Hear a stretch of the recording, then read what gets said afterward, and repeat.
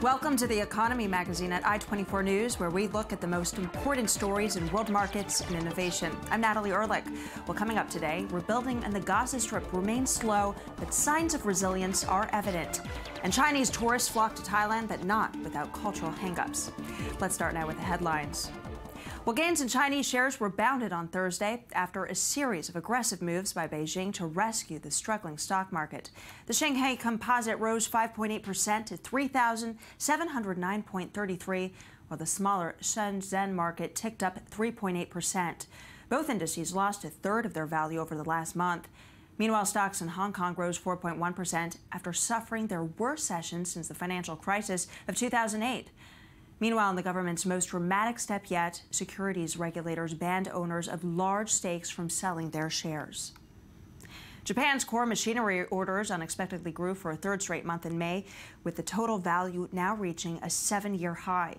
Well, Japanese government data showed a 0.6% rise in core orders, beating economists' median estimate of a 5.0% drop. Well, the news follows the central bank's key survey last week, revealing robust spending by big corporations, an auspicious sign for the world's third largest economy. Last year, it took a hit following the prime minister's controversial sales tax hike as part of his Abenomics stimulus policies. Well, minutes from the latest Fed meeting show hesitation to raise rates. Among the Federal Reserve's worries are uncertainty surrounding Greece and also growth in emerging markets like China. Market watchers have speculated the likely possibility of a September rate hike, but recent global developments have raised fresh doubts that the Fed may very well take a pause. Even the IMF warned the Fed against raising rates this year, pointing out that it would strengthen the dollar at the jeopardy of the U.S. economy and also emerging markets.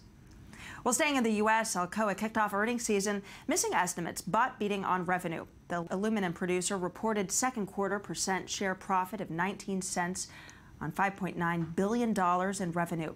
Market watchers thought Alcoa would post earnings per share of 22 cents on $5.81 billion in revenue. While steady growth is expected this year across the majority of its end markets, other forecasts were lowered due to slower economic growth in Brazil and China. Gaza's economy remains shaky following the Israel-Hamas war. Daniel Roth now examines the economic state of the Strip. This luxurious hotel in the Gaza Strip seems out of place amid the destruction still present a year after a war in which more than 2,100, more than half civilian Palestinians, and 73 Israelis were killed.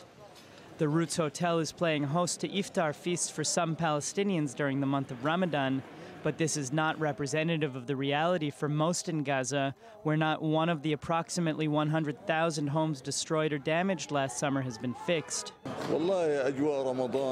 The atmosphere, thank God, in Ramadan is special for Muslims and specifically for Palestinians in Gaza. The circumstances do not prevent us from recovering and being strong by ourselves, despite the suffering, the siege, the stationary rebuilding process, poverty and unemployment. The hotel acts as a symbol of some of the contrasts between hard reality and resilient spirit in Gaza, Reuters notes.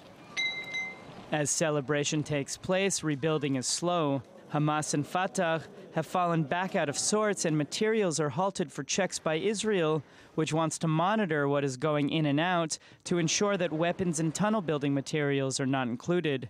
A United Nations report said that it could take 30 years to rebuild. Until when will we continue to live in this situation? Last year there was a war, and now this year we are still living in the tragedy. Indeed, the International Monetary Fund suggests that Gaza's economy, with GDP down 15% in 2014 and nearly 45% unemployed, may break down entirely. And the 1.8 million people living there are seeing population growth of 50,000 per year. Meanwhile, the Roots Hotel may represent a vision of something better and more sustainable in the future. On set, we have Sam Chester of Clarity Capital to give us insights on the Chinese stock market. Well, thank you very much for being with us today. What is the cause of this major slump we've seen in the Chinese market and now this rebound today? Well, what's interesting is that the cause of the all but collapse of the Chinese stock market over the last month, the roots of the crash really lie in the rally over the last year. The Chinese stock market has been one of the strongest stock markets in the world since about mid-2014. The roots of that lie in part because China's real estate sector was coming apart in 2014. People were looking for other areas to put their money. Many people started investing on borrowed funds into the Chinese stock market. This borrowed financing is really what led the rally to grow so high. And what that led to was a classic bubble effect, because as people looking at China understand, the Chinese economy as a whole is not doing very well. Growth is falling, imports are falling, and therefore there was this classic incongruence between an economy that is not doing well and a stock market that is doing so well. Eventually, that led to a speculative bubble that investors grew very wary of and then fled. And that's really what has been this crash that we've seen happening over the last 4 weeks. So in a sense, this market might be stabilizing, but what efforts are the Chinese now, the government, doing to prop it up, and is it really in their favor? So the Chinese government has had a very central role. Some observers have noticed that the Chinese government has actually put more money, we're talking about tens of billions of dollars, into sort of responding to this crash than the U.S. government did in 2009. So we're talking about untold billions of dollars in just 2 weeks. So this is that they've been pouring in. massive stimulus here that we're talking about. A massive stimulus is going into effect. What's interesting is that the government's has been trying since January, actually, to roll back the role of leveraged financing, of borrowing money and putting that into the stock market that they're seeing in their stock market. They were trying to regulate and not allow people to put borrowed money into the stock market. Their attempts to do so is actually what spurred the crash to start in June. So since then, they've actually changed tax, and now you see the Beijing government allowing more borrowed money to go in, but even more so, you're seeing them do things which you would never see in a Western government. You're seeing them essentially tell their pension funds and tell private companies, put money into the stock market, keep it going in a way that they hope will then ensure that there'll be no rebound effect on the broader Chinese economy. Well, do you think that this situation is going to get worse? Generally, the sense is yes. I mean, the main reason why we tend to think that the Chinese stock market is going to get worse before it gets better is, despite the slight rebound in the last few days, you're talking about a classic market that was overvalued. As we said, it was a classic bubble effect. The fundamentals, the Chinese economy was not doing very well for many, many months now, and therefore the speculative investment into the market could only sustain itself so long. So that is expected, therefore, to decline as it sort of comes into alignment with the fundamentals. What's key here is that the Chinese stock market, unlike stock markets around the world, is heavily, heavily invested by private individuals, not like what you see in the West, where it's mostly large banks and financial institutions. As a result, the people who are going to really take this hit in China are going to be the small-time investors who may have put all their savings that they borrowed money to do so into the stock market, and now they're going to lose that in one fell swoop. Do you have any sense about who those investors are? Are they mostly in China, or do we have some of these private investors all over the world here that are really going to take a hit? So what's coming from your question also is that why is this so important to global observers? And the reason is that this is really the major economic story of the last few weeks, much more so than what's happening in Greece. It's what's happening in China. I mean, the Chinese stock market has lost 6 times the value of the entire Greek economy just in the course of several weeks. So it potentially has tremendous impact on global investors. In some sense, it's very limited just because Chinese rules do not allow global investors to really be involved in their market. So global investors really only invest in the Chinese stock market at about 2%, and yet the rebound effect on the broader Chinese economy would have a tremendous rebound effect on the global economy as a whole. Indeed. I mean, being the second largest economy and also set to surpass the U.S. as the first, certainly definitely impacts the world markets and the global economy. Thank you very much for your insight. We do appreciate it here as always. It's a pleasure. Staying now on the topic of China, more than 4.5 million Chinese tourists visited Thailand last year, but some Thai locals there complain about their traveling habits. Thailand's famous White Temple draws millions of tourists every year, and the biggest foreign group of all are Chinese. But it hit the headlines earlier this year when the owner said he no longer wanted Chinese tourists to visit. He accused them of leaving the toilets in an unusable state and not respecting local customs, sentiments commonly found across Thai social media. But visitors say only a small minority caused any offense. I think most of Chinese people have good habit, but maybe some they don't know the local habit. More than 4.5 million Chinese tourists visited the kingdom last year, generating more than $5 billion for the Thai economy. In Bangkok, an endless processions of tour buses ferries Chinese visitors in the Grand Palace and other key attractions.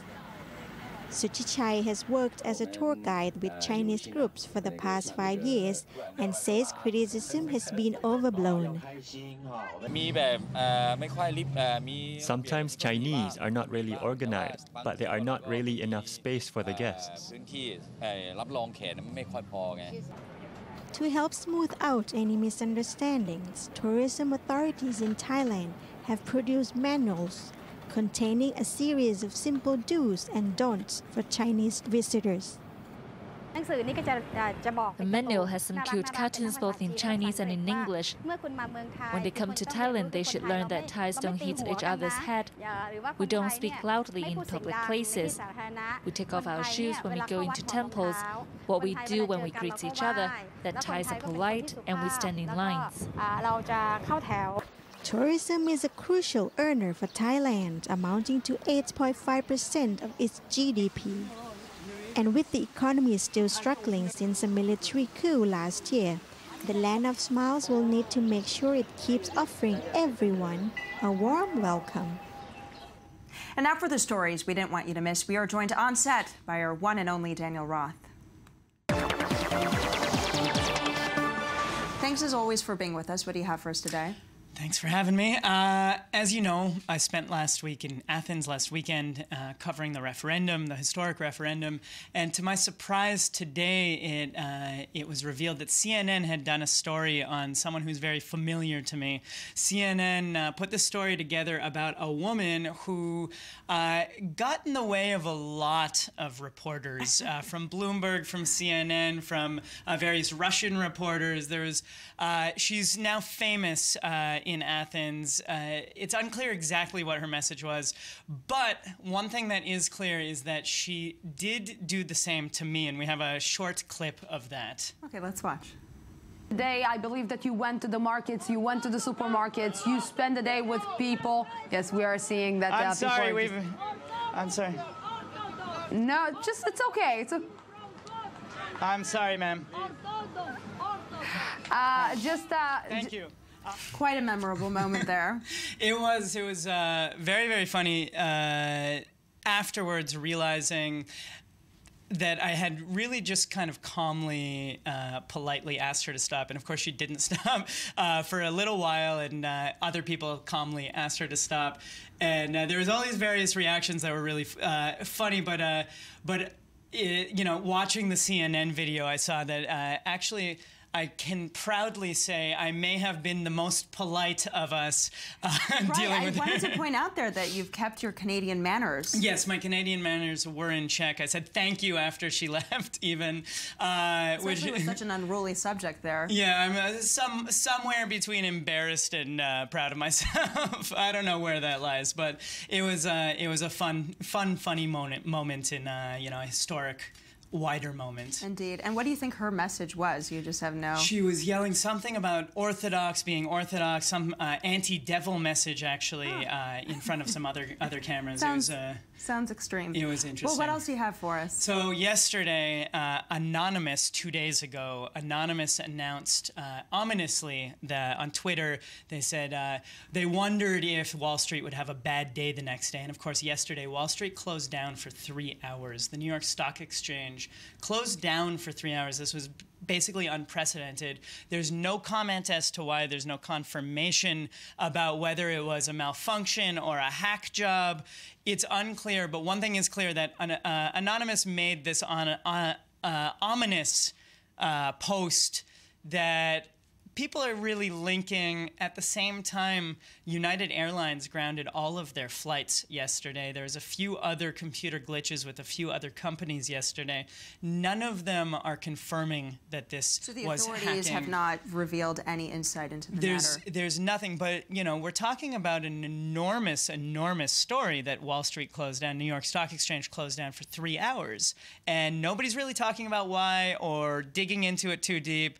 And here we are, just wondering a little bit, maybe this was a hack job, hacking by Anonymous.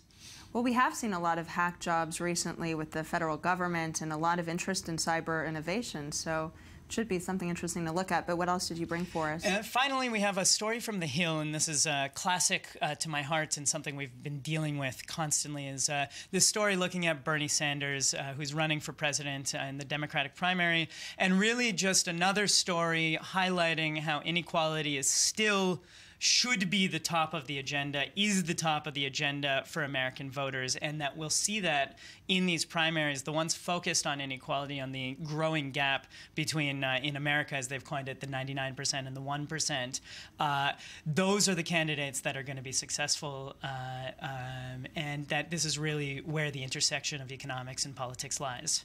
Well, thank you, as ever, for all your insight on everything from the New York Stock Exchange, hack attacks, and politics in the U.S. That wraps up our coverage today. Do join us again tomorrow from the Jaffa Port in Tel Aviv. Same time, same place. I'm Natalie Ehrlich and Daniel Roth. Thank you very much for watching.